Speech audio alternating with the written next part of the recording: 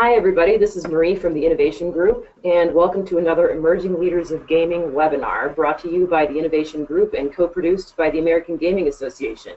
I just wanted to give you a brief overview of the functionality of GoToWebinar before we get started. So you should be able to see the PowerPoint presentation that I'm sharing with you, and this next slide shows where your various windows are. I'm going to forward to that slide here. Oops, there's my headshot. That's what I look like. Okay, so here's the window that shows what different windows that you have here, what their functions are, including panelist cameras, this PowerPoint presentation that I'm sharing. It's actually available in your handouts window if you want to download it and go at your own speed. And the control panel, which you should see showing that little orange arrow at the top right. So you can choose to follow along with us, or you can download that presentation yourself. This next slide shows how to expand any of these separate windows to go to full screen. So you just double click on the arrows in the bottom right corner of any selected window, and it'll make that go full screen. Or to escape full screen, you would click those double arrows again or hit the escape button. You can also minimize and maximize your control panel by clicking the orange arrow at the top, which you can see right there. And you'll notice that you're automatically muted throughout the webinar, but to ask questions, just expand your control panel and look toward the bottom right in the questions section. Just type your question and hit send, and we'll reserve 10 minutes at the end to cover as many questions as we can. If you're on a mobile phone, your functionality will unfortunately be slightly more limited, but you'll see your menu items at the bottom. And to toggle back and forth between panelist cameras and the presentation, you'd swipe from left to right. To advance through the presentation on your own, since you won't be able to see ours live, you'd swipe down for each new slide. The menu also shows where you can access the presentation, also called handouts, or ask a question. And just so you know, we do have a video that we're going to be showing during this presentation. You're not going to be able to hear sound, unfortunately, if you're on a mobile phone, but we're going to send out a recording of this after the fact, and that'll have the link to the video included. As for frequently asked questions, if you run into any tech issues, just call the GoToWebinar customer service, and their number here is on the screen for you. I've also been displaying it at the tops of all these slides in yellow. So we'll post a recording of this webinar on our Emerging Leaders page, which you can find through our homepage, innovationgroup.com, within a few weeks, and just stay tuned for that. And now I'm going to mute myself to give you the Innovation Group's Operations Planning Director, Mike Vinaski, to kick things off. Instructions, Marie. Okay, we can go ahead and get started. For those of you who have recently joined us, welcome to the Emerging Leaders of Gaming panel discussion on emerging tech and the gamification of casino properties. As a reminder, this webinar is being brought to you by the Innovation Group and the American Gaming Association. Since the first casinos opened in Las Vegas, the gaming experience has largely remained the same. Sure, there have been advances in technology, and the physical footprint of casinos have evolved over time. However, the experience provided by slots and table games has stayed relatively unchanged. As the domestic brick and mortars market reaches saturation and maturity, the industry is searching for different avenues of growth by both increasing top line and increasing profit margins. At the same time, the industry is looking for ways to encourage new demographics, such as millennials, to game. In 2016, for instance, millennials accounted for 1/3 of all visitors to Las Vegas, which was up from about 25% in 2015. With a mature domestic market and new potential gamers visiting properties, gaming and operational technologies are beginning to evolve in order to help maximize revenue and profit. From skill-based games to gamification for both the consumer and employees, operators have a variety of new opportunities to create a more engaging gaming environment. We're hoping to shed some light on these opportunities during the webinar. We have a set of questions to ask our panelists. We'll also be accepting questions from the audience throughout the discussion. And as Marie mentioned, we'll leave time at the end of the webinar to allow our panelists to address these questions. Before I introduce the panelists, just quick overview again. Marie mentioned my name is Mike Vinaski, and I'm the Director of Operations Planning here at the Innovation Group and out of our Denver office. And Marie is our behind-the-scenes co-host. She's our marketing manager and also out of our Denver office. So now on to our panelists. The first is Aaron Ezra. Aaron is the Chief Executive Officer of Offercraft. Aaron, if you don't mind giving a little bit about your background. Sure, yeah, absolutely. I have started a couple different companies and been in gaming for several years now. Sold my last company to Bally Technologies, now Scientific Games, and then got Offercraft started several years back with pretty much the same team that I've been working with for a long time. And really excited to get a chance to chat with everybody today about gamification. It's a subject that's near and dear to my heart and something that I've been thinking about and working on for many, many years now. So looking forward to the chat. Great, thanks for joining us. And our next panelist is Marcus Yoder. Marcus is Vice President of Business Development and Regulated Markets for Gambling Gaming. Thanks, Mike. Can you hear me okay? Yep. Great. So hello, everybody. I'm very happy to be here with my good friend Aaron and my esteemed colleague Mike. I got my start in casino gaming with IGT as part of IGT Interactive in the days where we weren't really sure if online gaming was ever really going to become a reality. Was also involved in the acquisition of Double Down and then the creation of the Double Down Partner Program to provide that to casino operators as an additional offering out to their players. After leaving IGT, I served as a consultant to a number of operators, just trying to figure out where they should be going with online gaming or potentially social gaming or new opportunities. And in so doing, just kept seeing where people were really worried about how they were going to continue the business and the success in not necessarily the next 2, 3, 4, 5 years, but the 5, 10, 15 years. So I started looking around for a solution for that and happily stumbled upon Gambling Gaming about 3 years ago and had the opportunity to look under the hood, look at the technology, and look at the team that was put in place. And felt like it was finally a solution that we could bring out to the market so that we could start to address that problem of where the gambling revenue is going to come from in the next 10 to 15 years. Great. And as I'm sure we'll find out during the webinar, both Aaron and Marcus are experts on emerging tech and the gamification of casino operations.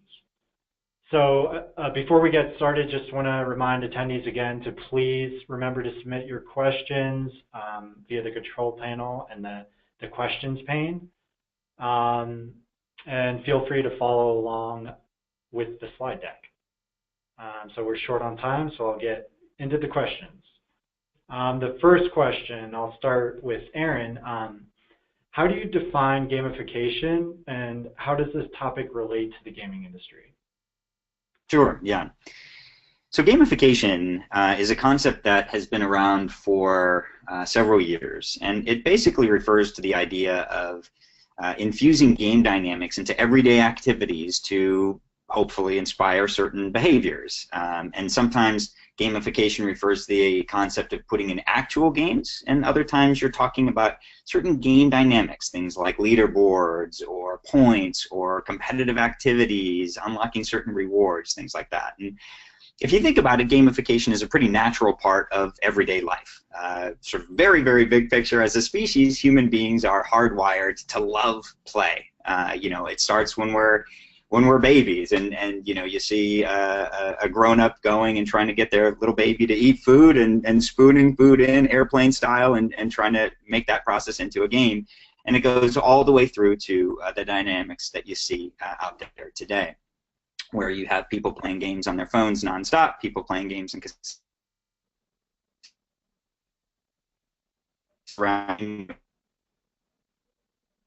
industry. We're seeing some pretty interesting things happening right now. And when we think about gamification and how it can be applied into the casino environment, while it's still relatively new, there are a whole world of really, really interesting things that can be done, which I'm sure we'll be talking about, to actually infuse those game dynamics into all different parts of marketing, operations, training, new employee orientation, internal communications, and basically just about every department that a casino operates.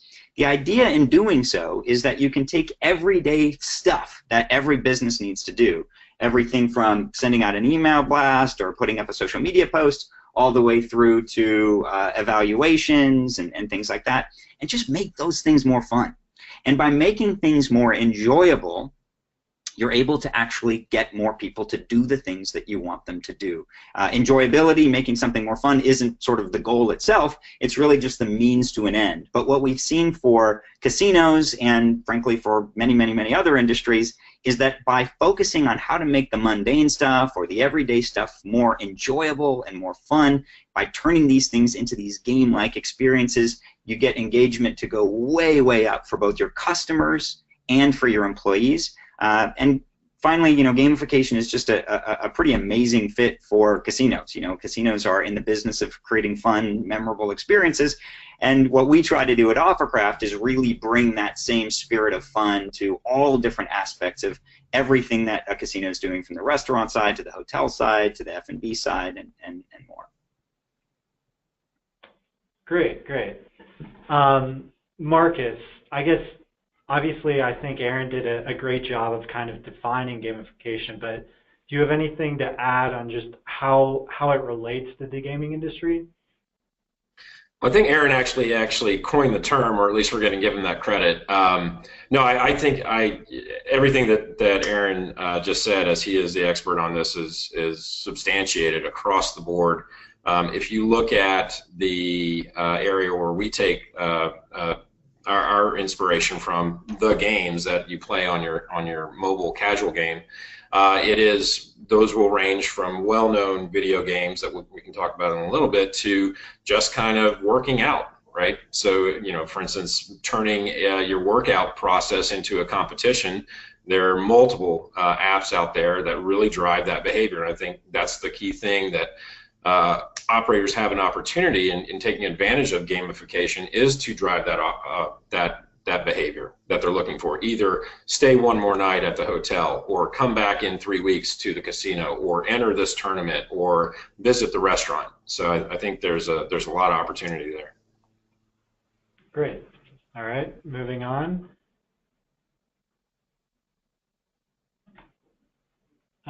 So the next question, how does gamification provide a revenue opportunity for the industry?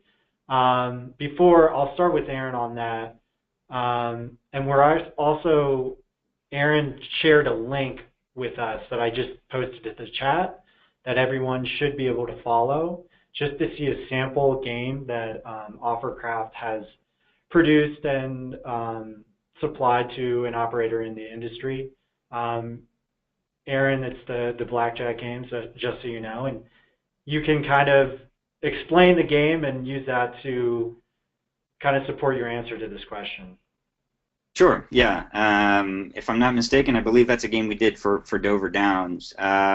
So, when we think about specifically how does gamification provide a revenue opportunity for your typical casino, we work with well over 100 different casinos all over the world, in many different industries, and we have seen a whole wonderful kind of long laundry list of stuff that can be done. Essentially what we try to think about doing is, how do we again use gamification to make everything that a casino does more profitable, both on the customer facing side, as we discussed, and also on the employee facing side.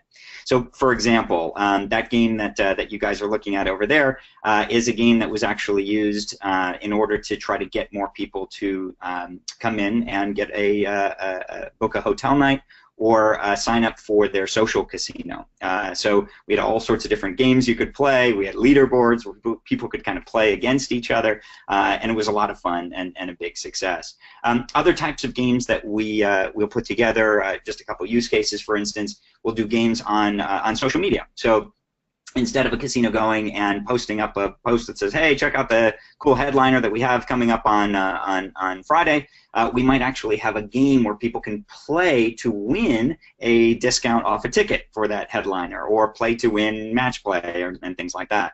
Other things that we might do include, instead of just handing out a whole bunch of coupons to folks when they check into the hotel, let them play a hotel welcome game when they first arrive, where they get all of those rewards in a digital fashion, and then they feel like they've earned it or they've won it. It's a lot more memorable to them. And then there's all sorts of really neat things we can do to gamify the reward itself, to actually allow that reward to change if it's not being used.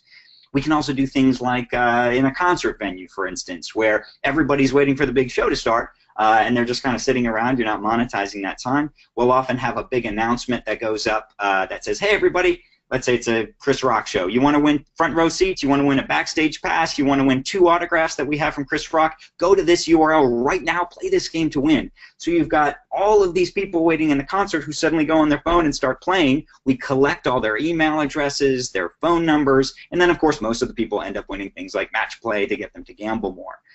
Or we'll do things like Wi-Fi games. So anybody who connects to the Wi-Fi, instead of getting a boring "you're connected" message, gets a chance to play a game to win some kind of bounce back offer to get them to come back to the casino later. And that's just the start. You know, we'll gamify emails, we'll gamify newsletters. We have games that the casino hosts can offer to people as a way to break the ice if they're trying to get an uncarded player to sign up for the first time. And then a whole world of HR-focused games as well, you know, that we do quite frequently. In fact, a typical casino that we work with generally does between 7 and 10 completely different game implementations, where we're bringing in extra revenue at the restaurants, bringing in extra revenue, you know, obviously for ticket sales, and of course for the gaming floor and hotel and the other attractions as well. You know, the real kind of result of all of this is that by presenting these things in a more memorable and engaging game-like way, we ultimately end up doubling or tripling redemption rates on an identical marketing spend or an identical HR spend.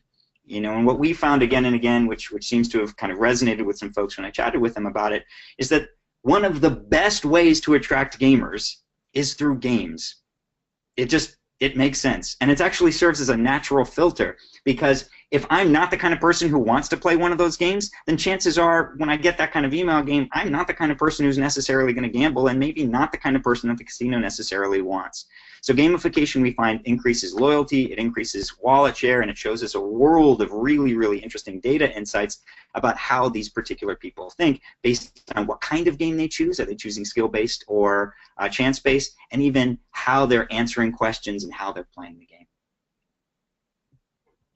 Great, great. And Marcus, I don't want to steal your answer for later questions in the webinar, but do you have anything to add specifically to this?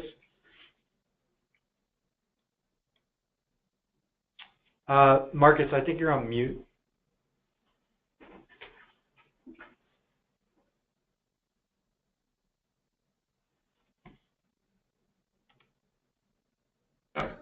You had me on double mute. Sorry, I was trying to unmute. No worries. Various conversations I've had with Aaron, I think one of the biggest reasons to attempt to try or take advantage of a gamification program is just the concept of the redemption rates. So if you look at redemption rates for a paper coupon, or those lovely, large, frankly pretty expensive marketing aspects that are sent out that may or may not be redeemed, you've got a much lower redemption rate than you would have than if you actually had a mobile coupon that has part of a game in it and is always with you, right? So if I'm heading around to the casino and I don't have that piece of paper with me in my car, I'm not really going to take advantage of it. But if it's on my phone, then I'm more likely to take advantage of it, at least as far as I understand. Okay. All right, moving on. Our next question is, we'll start with Marcus, as this relates most, I guess, specifically to skill-based games, and or new gaming technologies in general. How are new gaming technologies providing a different gaming experience to gamers? And for this one, Marcus, I'll let you set up the video, but we have a short video to share with the audience on this. Great. So just as a preface for what this is, over the past 2 weeks, we have been rolling out to Nevada and California properties. The very first California property was Harrah's Southern California Resort at Rincon, and the group there decided to create a video to kind of explain what the gameplay was, show that something new is coming, and provide that as a little bit of an introduction. So you'll see on this video, actually, one of our employees, Dan Deaney, who's an account manager, is going to explain what that is. Then we can go into more detail about the games and the question.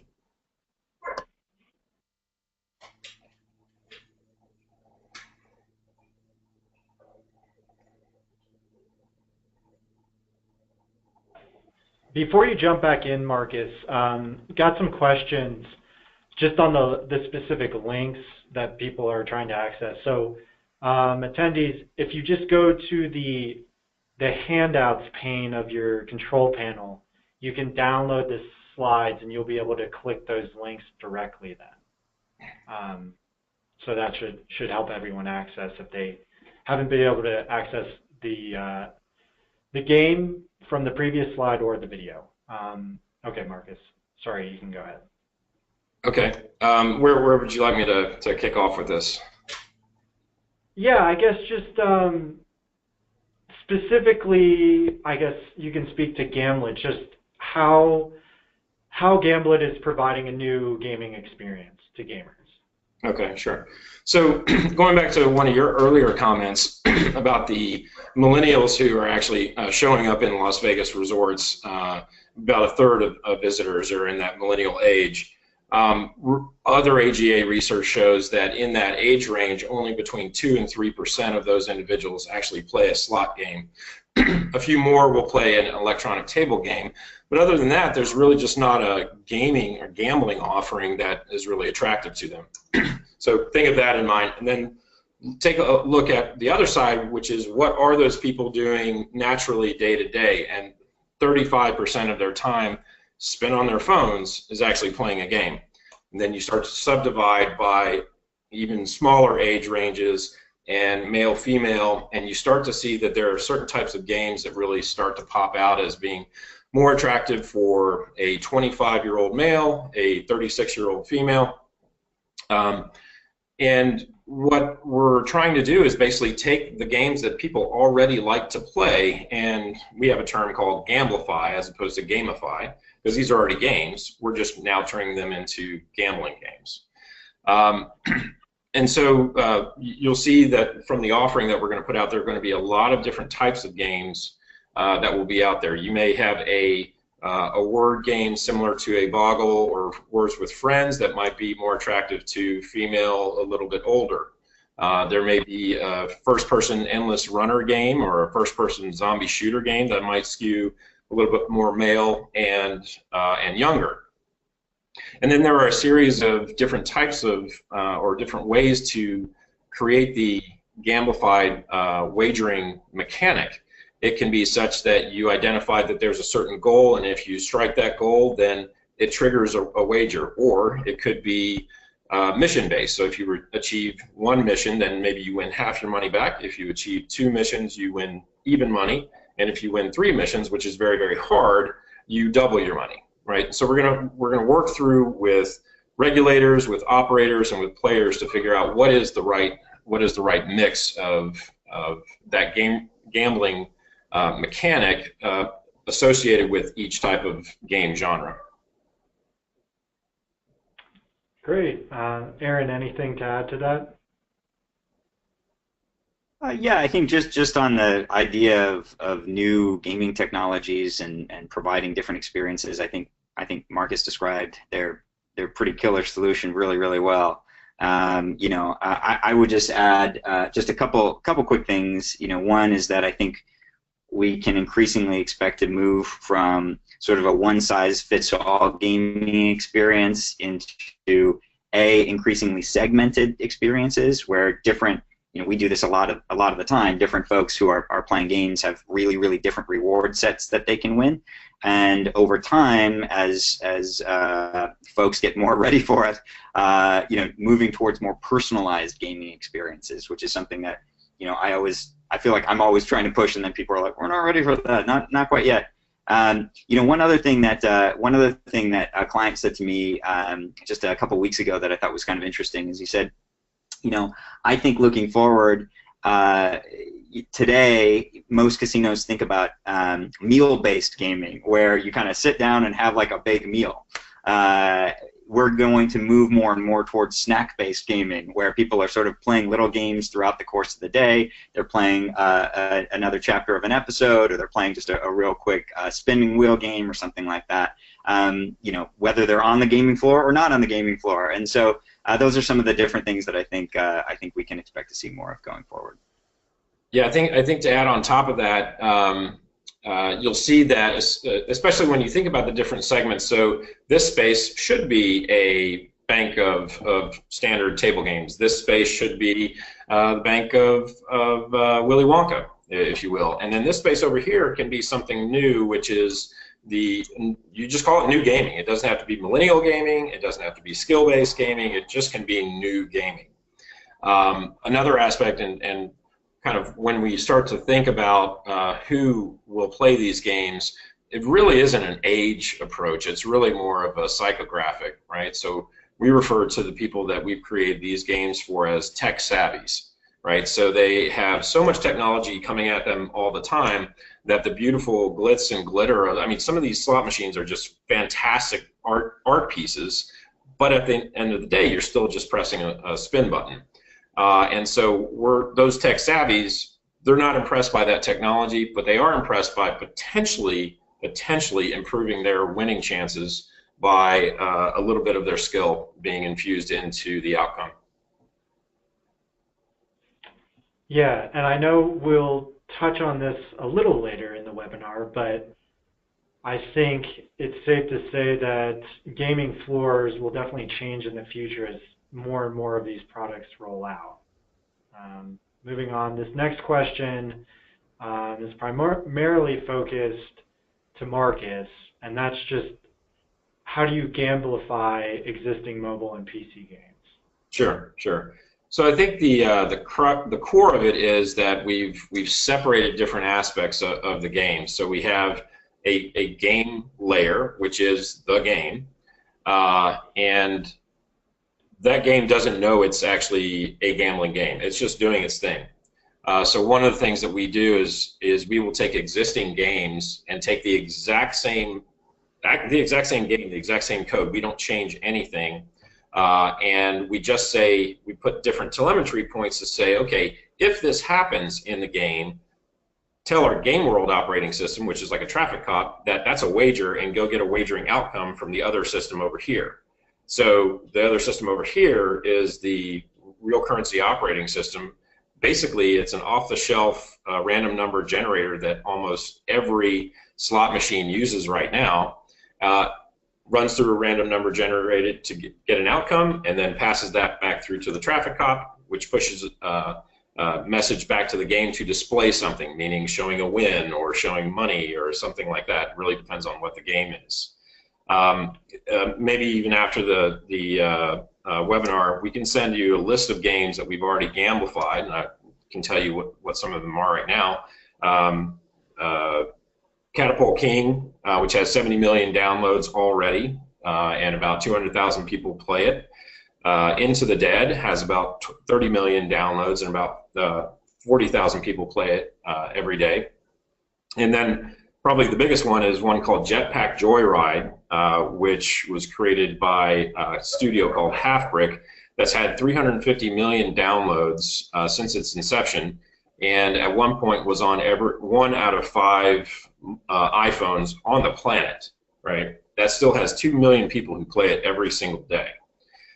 So you can say we're just going to be gamifying a game that's already out there, and then our technology manages the regulated portion of that. We'd have to do some work with the studio in terms of what are we going to gamify, deciding what action in the game actually triggers a wager, or if it's going to be mission-based, what are the missions. But that doesn't take that long. Catapult King as a game took about $5 million in 2 years to develop, and we gamified it in 3 months. That'll be coming to Nevada and California by the end of the year, so you'll be able to get an example of that. But basically, it's kind of coming down to understanding what is the fun part of the entertainment game and what can be a wagering mechanic that makes sense in the funness of the game. And then we have to determine how much does your skill actually influence your outcome. Frankly, we don't believe in a return to player greater than 99.9%. If you're a fantastic player, maybe you get to that type of return to player. But basically, our games have return to player that can be set by the operator between 85% and 95%. Because at the end of the day, the wagering mechanic, the wagering that is taking place, is simple slot math. And so that's how these games are actually being introduced into the market under GLI 11 2.1, which is the slot standard. Where the skill element comes in is, in many of the games, your volatility index actually increases as you get better in the game. So if you are playing as a level 1 player, not very skillful, then even within an 85% or 90% RTP, your max win is not going to be that big. But if you start to get very skillful, which probably will take you some time, then your max payout might be, twice as what it could be for a level 1 player. So it's a way that we can take the player through both a skill-based enjoyment ride, but also a winning-based enjoyment ride. And that combination is what we call gamified. Got it. And just following up on some of the things you mentioned, just on like the mission-based platforms, I'm assuming you look at like the percentage of players that can actually get through the 3 missions or however many to essentially double their wager. I mean, do you have any statistics on that? No, we haven't introduced those yet, and because these mission-based games don't exist in terms of a wagering outcome, we don't know yet. One other method that we will utilize is a self-generating tournament. So think of walking up to a machine, putting $10 in, the house takes a fee, maybe 10%, and now that $9 goes into the pot. But let's say there are 100 people ahead of him, so now it's $909 in the pot, and let's say it's only a 3-hour tournament. Basically, whoever wins first, second, or third is going to get that first, second, or third prize. So in that case, we aren't really gamifying the game at all. We've just simply put a tournament wrapper around it for which the parameters can be set by the operator. We're referring to that as G sports, similar to esports, but it's kind of sports that you can play right away.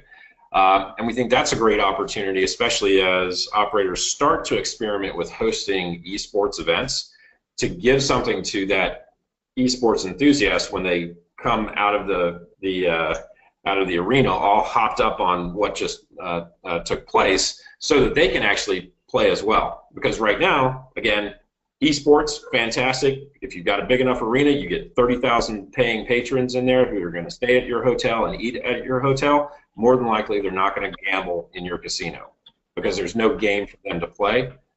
Something like a G Sports, which is tournament-based, allows them to take that same energy that they just expended watching somebody play and actually go and play and potentially win a little bit of money. Yeah, just to jump in, it's interesting. Again, for us, we always kind of look at everything through the lens.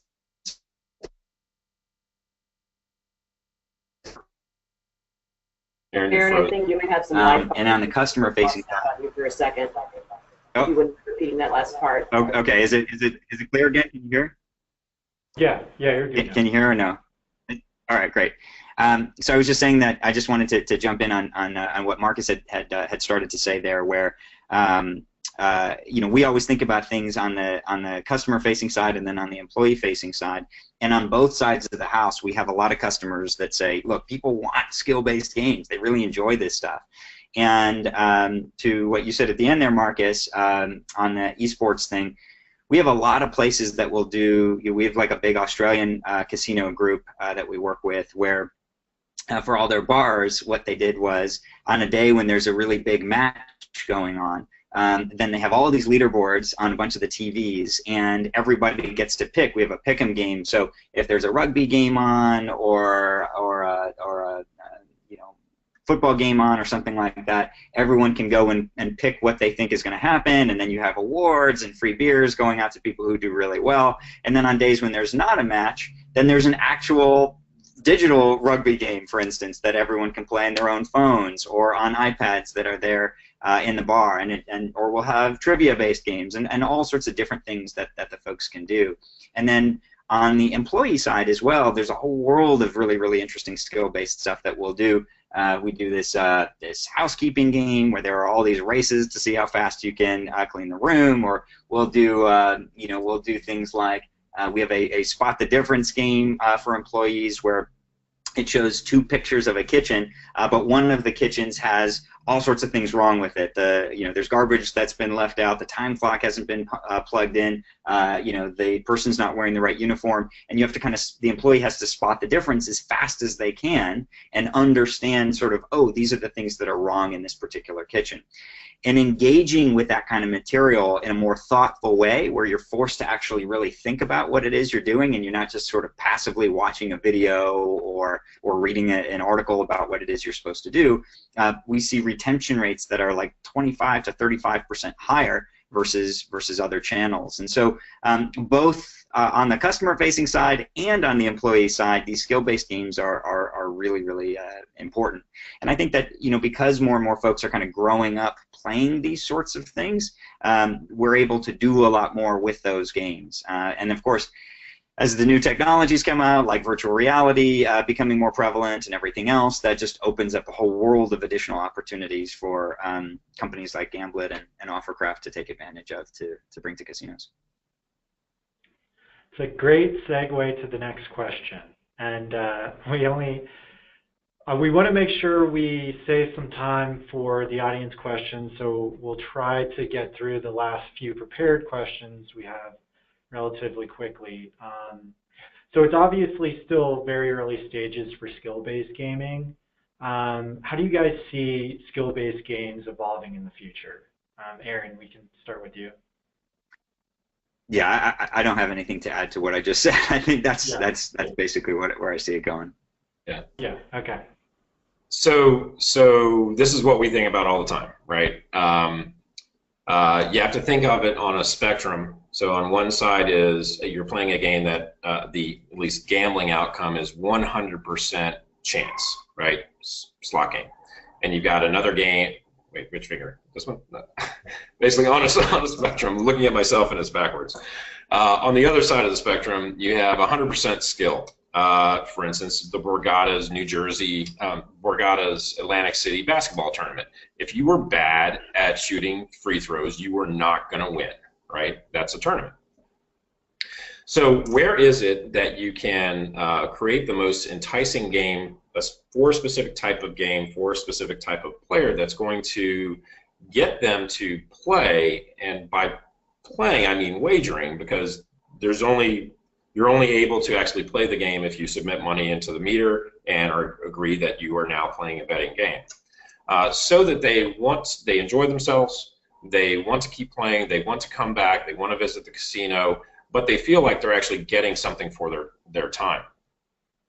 And so one of the things that we've seen from all social games that are out there are skill points.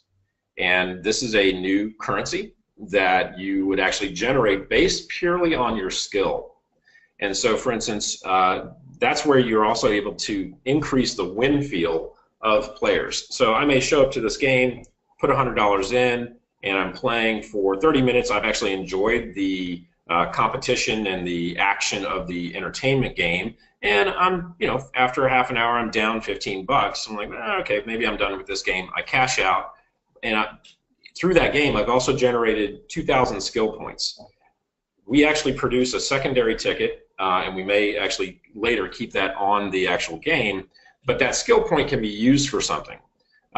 Very oftentimes in casual games, skill points are used for power-ups. Well, it also turns out that at least in SB 9, the legislation that was passed for skill-based gaming in Nevada allows for in-app purchases or the use of power-ups. And so now you've got this way of rewarding the player not only with a monetary win, of course they might also have a monetary loss, but you're rewarding them based on their skill with points that they can do something with. And I think that's one of the things that, you know, we're going to have to figure this out with operators. It's going to work great in some locations. It's not going to work so great in different locations. But we certainly have a group of operators ranging from the biggest of the bigs to, you know, a 600-person slot machine, operator in California who are willing to experiment with this so that we can start to figure out where the skill-based games of the future are going to come.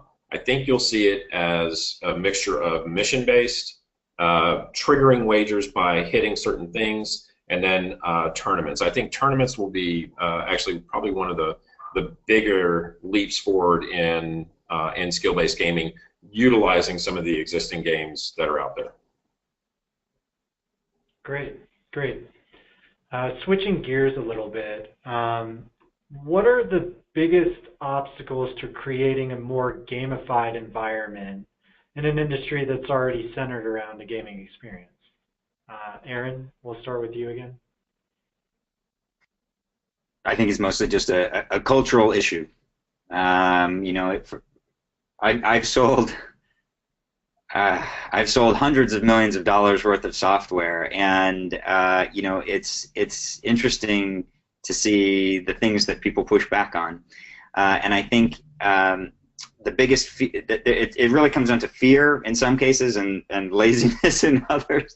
Laziness is pretty self-explanatory. You have folks who are like, I don't want to try anything new. I'm good.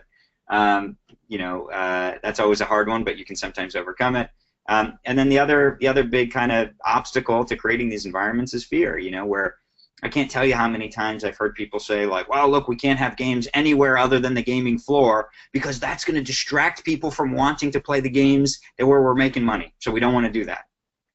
And it's just not true. It's not true at all. You know, these people who play games like to play games. And you have the opportunity to let them go online and download their favorite app and play something that has nothing to do with your casino and then play your casino games, or you can actually expand and interact with them in other ways. And so those are the two big ones. And I think that once folks kind of overcome those hesitations, and that's not everybody. There's plenty of people who love jumping right in with both feet, but you know, then we're in good shape. It's always kind of surprising to me that other industries have actually gone a lot further in incorporating gamification into their core business processes than the gaming industry.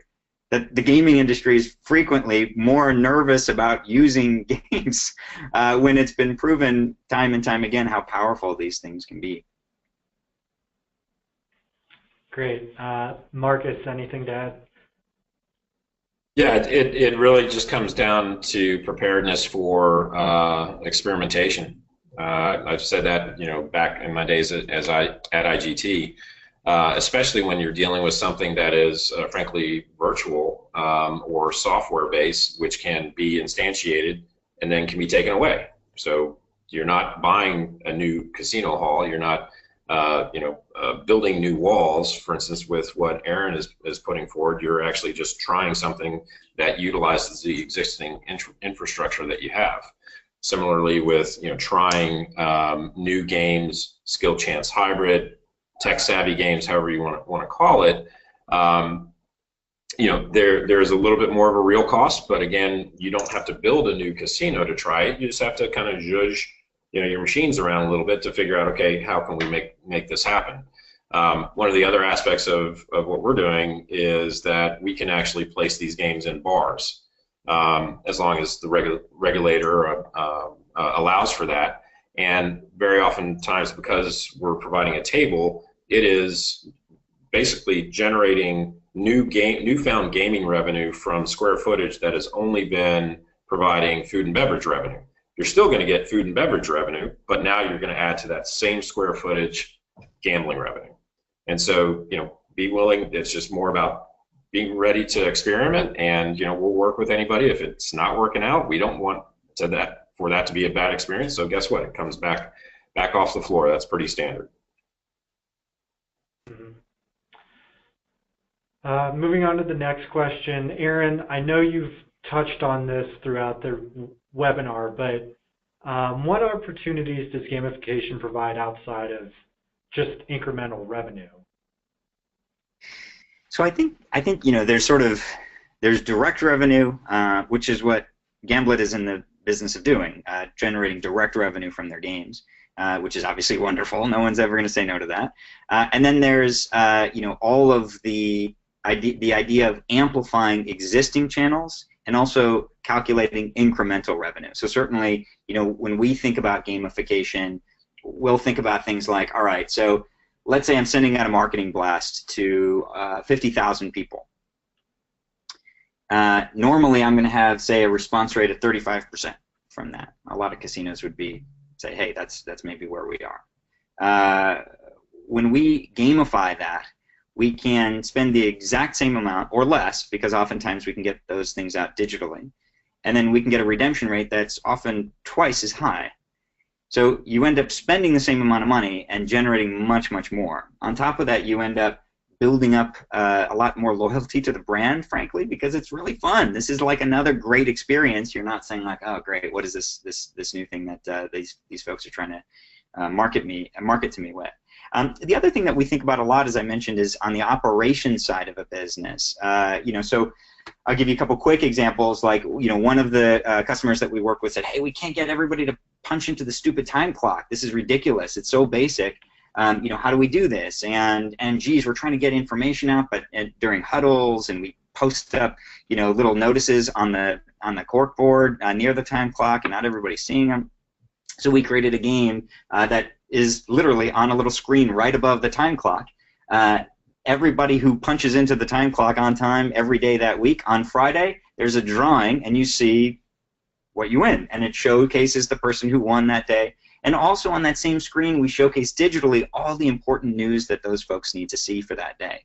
And that's information that we can showcase right there, right by the time clock. We can also have it be accessible by text message, by employee app, and so on. We'll also do things like, another one of the casinos that we were working with said, a lot of people are complaining because they feel like they're not getting enough money from us. We need to more clearly show how much money we're actually spending per employee. So we created this really neat kind of digital calculator where money was raining down for all employees, showing their salary, showing the value of their 401k, showing the value of their insurance, showing the value of all the other benefits that they were getting. And that's the sort of thing that has a pretty big impact overall. And so on top of all of that, on top of the HR side and the marketing side, just from a data perspective, as I mentioned a little bit earlier, we're able to generate a fantastic amount of information based on the kinds of decisions that people are making. For instance, if I send out the ability for somebody to play a skill-based game and someone else to play a chance-based game, we learn a lot about them based on which of those games. We can guess about their background, their socioeconomic status, etc. If somebody's answering a lot of questions wrong in a trivia game, well, that tells us something too. In fact, one of our employee trivia assessments has a red flag trigger that sends out messages to the management when someone answers a lot of questions wrong so that they can intervene, because there's likely going to be a safety or sexual harassment issue or something else, depending on what the game was trying to teach people. So there's a whole world of stuff that we can do depending on what the organization is concerned about.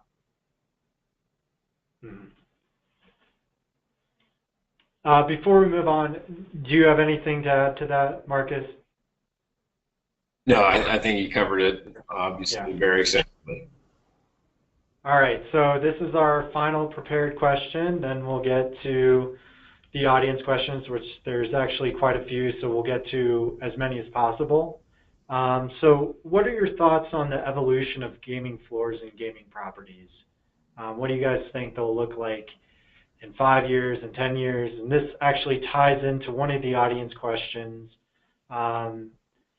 do you guys think that the future of casinos will just resemble more closely the arcades that we've all gone to as childs?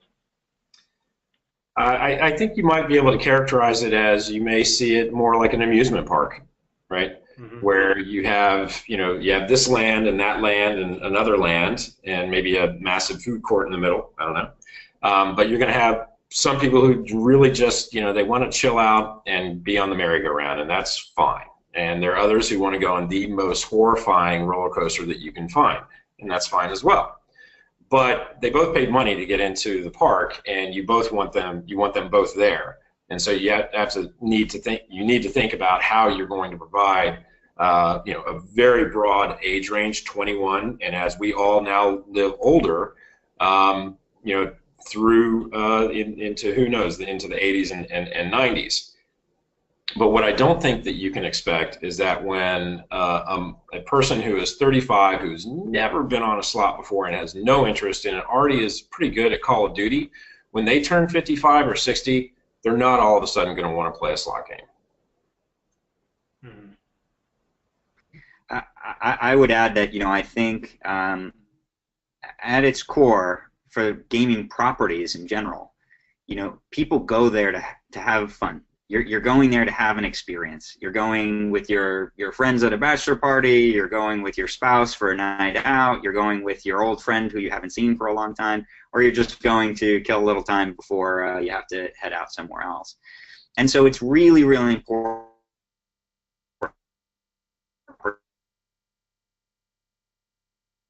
particularly have really, really dynamic and amazing things going on at the property. And so, we've seen a lot of properties obviously embracing things like clubs and all sorts of great restaurants and stuff like that.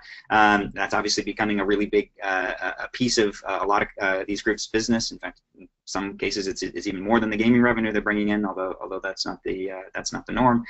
And so, I fully expect to continue to see those properties doing that. And then on the gaming side, I think you'll continue to see, as Marcus mentioned, far more diversified gaming experiences that are available, not only in terms of the types of gaming and gambling experiences, but the types of group experiences. There's going to be a big distinguishing factor, I think, between the things that you can play when you're at home or on your phone versus the things that you can play in a big group setting that are a whole heck of a lot of fun. And then the last thing I would just say about this is that I still think, and I've been saying this a lot, but I don't know how much others are listening to me, that our industry is still focused too small. We're really, really just thinking about gaming inside these very narrow buckets. But when I talk to industries beyond traditional casinos about the idea of taking gamified experiences and changing all different parts of their business, it's pretty remarkable. And I wouldn't be surprised if we see some casinos or some vendors out there who go and really start blowing up our expertise in gaming into a much broader range of industries. Great, yeah. So moving on to the audience questions, which, like I said, there's quite a few, so we'll get to as many as possible. The first question is for Aaron. What are you finding to be the biggest driver for entities to accept gamification? Is it simply revenue, or is there something else? Revenue is the big thing that obviously gets the ball rolling. What we usually find is that the thing that gets everybody to sign off is the idea of saying, like, oh, okay, I got it. I'm going to spend almost the same amount of money on marketing and outreach and everything else, and yet I'm actually going to get more benefit out of that. So that's usually the first thing. However, that's not the thing that keeps us there. That's great, but the thing that keeps us there ultimately are all of the other things going on. Those HR and operational pieces that I talked about. So, it's usually kind of step one, but it's certainly not where we end. Mm-hmm.